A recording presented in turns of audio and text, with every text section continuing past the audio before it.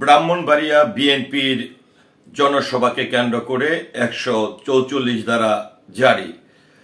তো কি কারণে বিএনপির জনসভাকে কেন্দ্র করে 144 ধারা জারি করা হয়েছে এবং এটি কতদিনের জন্য করা হয়েছে বিস্তারিত নিয়ে 71 টেলিভিশনে যে সংবাদটি প্রকাশিত হয়েছে 20 নভেম্বর 2024 সেটি আপনাদের সামনে উপস্থাপন করছি।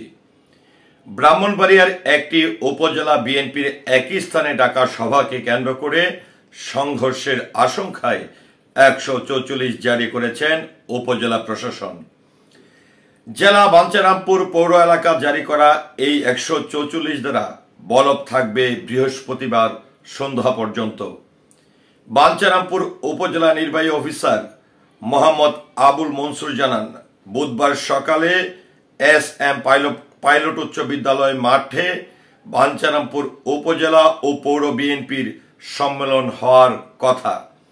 সম্মেলনে বিএনপির সিনিয়র যুগ্ম মহাসচিব রুহুল কবির রিজভী প্রধান অতিথি হিসাবে উপস্থিত থাকার কথা ছিল, কিন্তু একই স্থানে উপজেলা বিএনপির সম্মেলন বিরোধী অপর পক্ষ জাতীয় বিপ্লব ও সংহতি দিবস উপলক্ষে আলোচনা সভার আয়োজন করেন।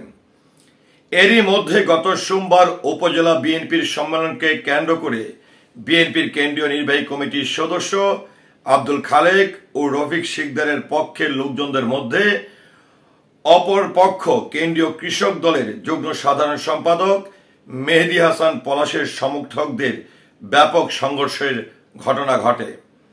এতে দুই পক্ষের সংঘর্ষে অন্তত 50 জন আহত হয়েছে এবং বেশ কিছু দোকানপাট ও মোটরসাইকেল আগুন দিয়ে পুড়িয়ে দেওয়া হয়। তিনি জানান, এক পক্ষ সম্মেলন এবং অন্য পক্ষ প্রতিহতের বিষয়ে অনড় থাকলে প্রশাসন 144 ধারা জারি করেন।